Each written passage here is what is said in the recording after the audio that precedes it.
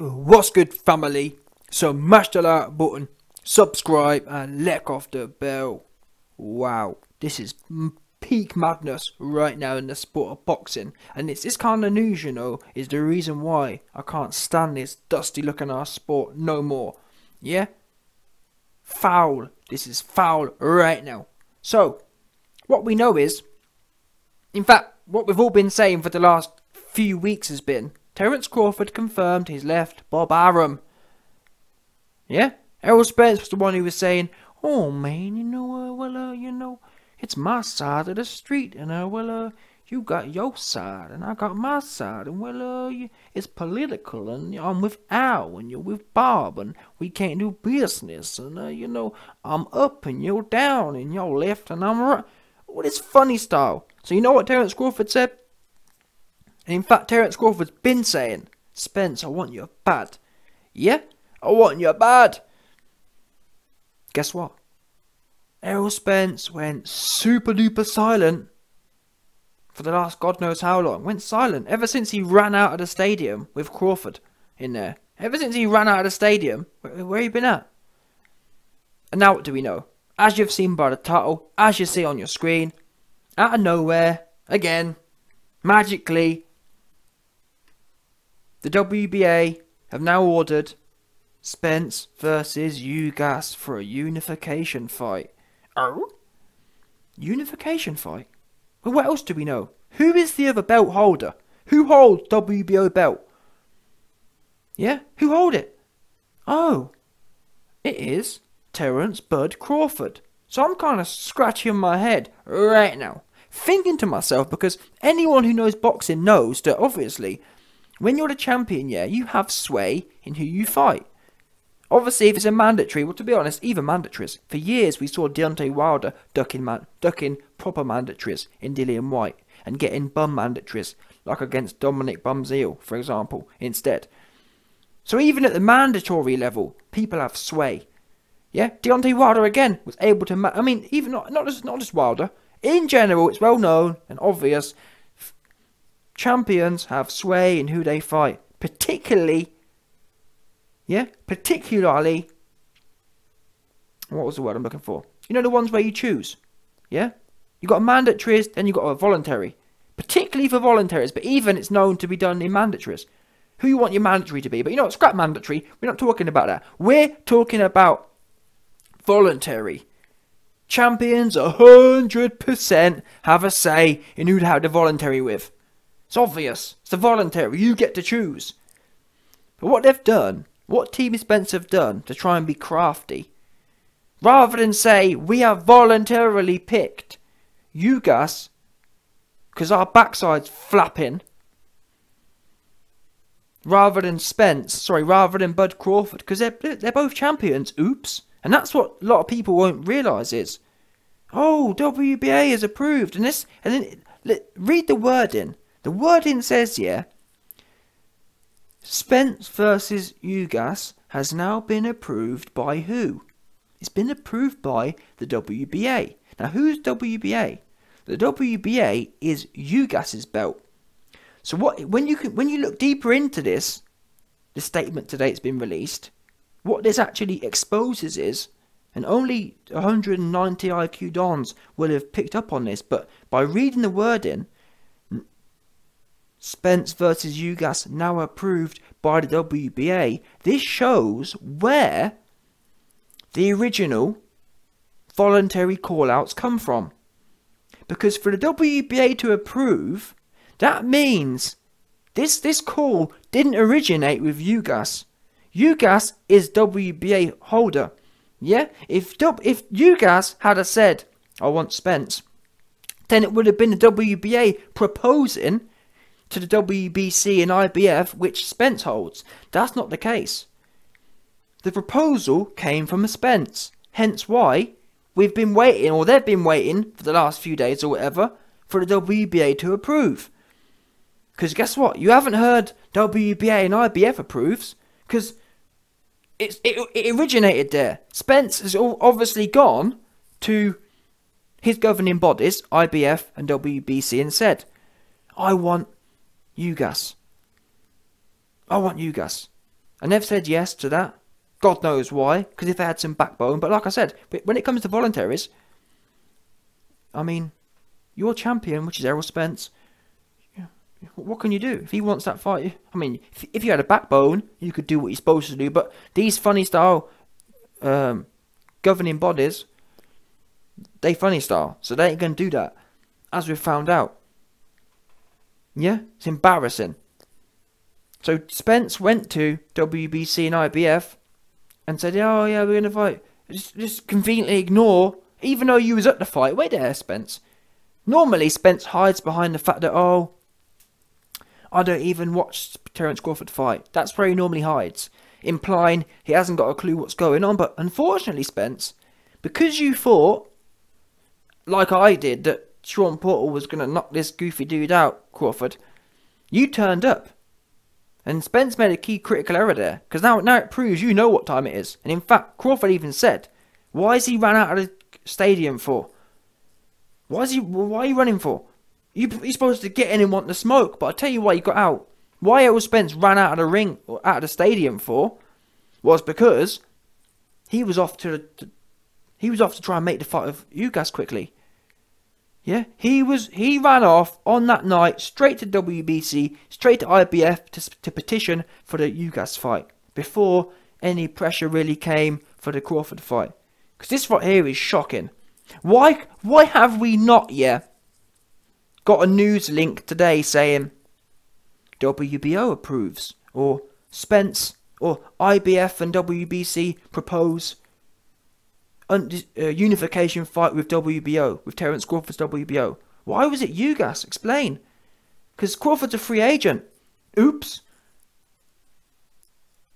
And this shows you the level of duckery, yeah, because in business, we know what happens. In business, a fighter like Terence Crawford, who has a belt, who has a decent sized name, people are chomping at the bit to work with them kind of fighters. You don't get a Terence Crawford a free agent for long. So, from a promoter point of view, Al Heyman, ideally Al Heyman would love to have been able to approach Terence Crawford and say, listen, we know you're a free agent now, boom. Let's get you WBO in with Errol Spence. So Al Heyman's going to want it. He's going to want to tie up Crawford. Because from Al Heyman's point of view, if he can tie Crawford up, he's got to win it anyway. So Al's in a win-win. He can't lose. And the winner of that fight is going to be a much bigger name than it was before. So Al Heyman's win-win. So it wasn't Al who didn't want this. So who didn't propose? Who didn't bring the proposal to the WBC and the IBF? Again, it's obvious. Errol Spence didn't do it. Because if I mean, how did this fight get made? How has the UGAS fight been made? Who's been pushing that? Fights don't just go through people, you know. Governing bodies never make unification fights. They're always driven voluntarily by the fighters. You never hear of a champion who doesn't want a unification fight being pressured by the governing body. They never happen. Never. It's always fighter driven. So, Errol, why is it you were driving for the WBA and not the WBO? Explain that to me, please. Because you're both free agents. You're both available now. Sorry, you're both available now. Sorry, not free agents. You're both available now. You both just had a fight. Or you're both fresh and ready to go. And clearly, Spence is prepared to fight UGAS, so why not Crawford? It's mad. And now the worst thing is for me, for the last few weeks, yeah, since Crawford fought, all the fans have been saying, oh, we want to see this fight. No excuses. Now, they're blaming Terence Crawford. Oh, why hasn't Crawford done this? Why hasn't Crawford done that? What do you mean, why hasn't Crawford done this and done that? Now, I actually agree. I think if Crawford had a manager like me, guess what?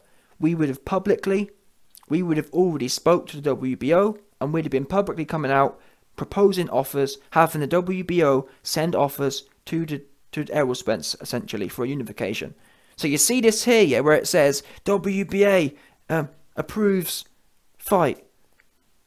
We should have been the ones doing that. Terence Crawford should have been the one out there saying WBO proposes unification fight. Yeah, WBO officially proposes unification fight with Errol Spence.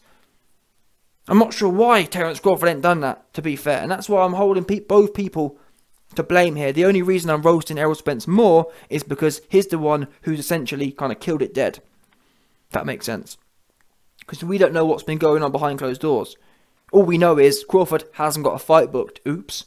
So if Spence all of a sudden, if whoever gets a fight booked first, who isn't with their partner, if that makes sense, whoever books a fight not called Crawford or Spence, that's a problem. Why were you pushing for the other fight? It's not a mandatory. It's mad.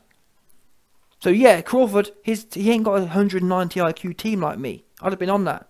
And by doing that, yeah, by Terence Crawford getting the WBO to issue the unification proposal to Errol Spence and to the other two governing bodies, WBC and IBF, and making it public, guess what then? He's in the corner.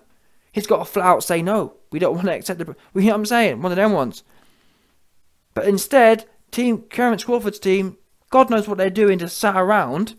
And now, Spence, most of the casual boxing fans, all they'll hear is, oh, WBO approved a unification. He's going for he's unifying for another belt. They're not going to know that there's a better fight out there. A bigger fight. The actual real fight. All they hear is, oh, he's fighting another world champion. Who, by the way, just pretty convincingly beat Manny Pacquiao, by the way. But this right here is shocking. Both men. Crawford shocking for other reasons. His managerial situation shocking. Pathetic. I don't know what he thought he was doing. You know Spence has been ducking, but you kind of sit around and not do much. I'll give Crawford credit to an extent. He did more talking this time. He was more blatant that he wants Spence. He said in the ring. Spence ran off because, I want to tap that booty for him. So he's been more vocal, but again, more vocal isn't making the strategic moves to back someone into a corner, like I said. 2 weeks ago, Terence Crawford and WBO should have been proposed for the unification with Spence. What are you waiting for? Propose it. But then again, I'm thinking about it now. I'm not sure how it works contractually, in as much as can Crawford propose anything without a promoter? If that makes sense. But then again, no, it's between governing bodies. Because what this means is, this doesn't mean anything's been flatly negotiated. This just means that the WBA has said, yes, we will involve ourselves in this unification. This isn't nothing to do with contractual stuff. So Terence Crawford, from what I understand, could have got the WBO to propose a unification fight, and then from that point, because think about it, there's no point really doing contract what's the point Spence and Crawford negotiating contracts or whatever if the governing body might say, for example, no, sorry, you got a mandatory to do. Yeah? Or no for some other reason. They can say no to things. So that's what this approval is. Saying, yes, this can be the next fight. We're signing off on this. It's got nothing to do with contract negotiations. Yeah? WBA or governing bodies can sign off on unifications and the fight still fall through. Just because they've signed off on it doesn't mean that Spence and whoever are going to meet contractual harmony. They can still not work out.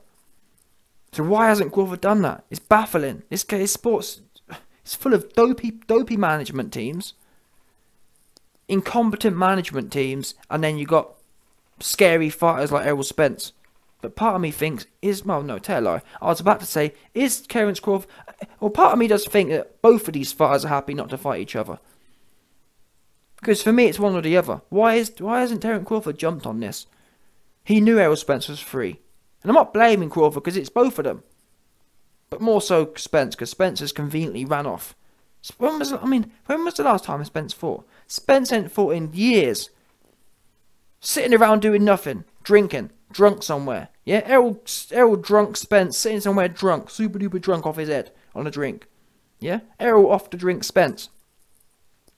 So, how are you going to be sitting down for months doing nothing? Then all of a sudden, Crawford finishes fighting, and you got a fight booked within 2 weeks. Oh? Yeah, that's mad. And I think he did that on purpose, so he could say, "Oh look, yeah, I tried because I didn't have a fight booked, but it's weird." But to be honest, Errol Spence is more culpable here. Errol Spence is more culpable because, guess what? This proves the fact Errol Spence was able to get the UGAS fight approved. Why could he not get the same approval for the Crawford fight? What's the difference?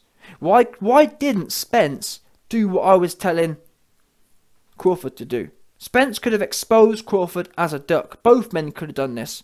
If Spence had gone to his people and said, let's get this WBO fight approved. Both fighters had the opportunity in the last 2 weeks to expose each other for ducking. Spence could have done the same process as he's done with UGAS, but for Crawford. It's exactly the same. There's no difference whatsoever. So I'm questioning why. Why did Errol Spence choose UGAS and not Crawford? Well, I'll admit, is it an easier fight? Yes, but that's not the point. Beat Crawford and then circle back and get the easy belt. What's wrong with you? Because what worries me is, guess what? UGAS ain't no slouch. And Spence ain't been looking, I mean, he's got a little bit of cross-eye going on, yeah? Errol Spence got his whole Tevin Farmer game on right now. Yeah? You got Devin Haney with a Leonard Snouterby. You got Devin Haney with a Leonard Ellaby snout. But then you got Errol Spence with a newly acquired Tevin Farmer. Yeah? Tevin Farmer Iris game going on. Ooh, I'm saying all twisted up looking. Twist up eye looking ass. That's what you got. That's the game he's playing right now. Errol Spence running the whole twist up eye game. And bear in mind, people, look at the world at the moment. In as much as Anthony Johnston gets beat by Usyk. Everywhere you look, big fights that are supposed to happen. AJ versus Fury, all them ones. AJ versus Wilder. Look how they all end up. They all end up on a big heap of shit. Because people hang around for too long, trying to make the... Like Errol Spence has been saying for years, oh man, you know, we want to make the fight the biggest, and you know, I got my side, and you got your side, and you gonna clean up your side of the street. Essentially saying that, well, we're both going to get... You get all the belts you can, I'll get all the belts I can, and we come together in the middle. Well, there's not 1,000 belts, you know. There's only 4 belts. So what difference does it really make fighting... one, you know what I mean? Would it really have hurted for Errol Spence to fight Crawford now and again gone and fight UGAS afterwards? No, it wouldn't have done. But anyway, I'm shocked here, pissed off, but nonetheless, I'm not shocked. This really just is what it is, and the fact that no one's talking about this, no one's exposing it. All the media are carrying on like this is just a great announcement. Oh yeah, look, because in normal circumstances, a unification isn't it? Oh great, but no one's addressing the fact that why did Errol Spence have a hard-on for UGAS and not Crawford? That should be the question. We shouldn't see no articles today saying WBA approves unification fight.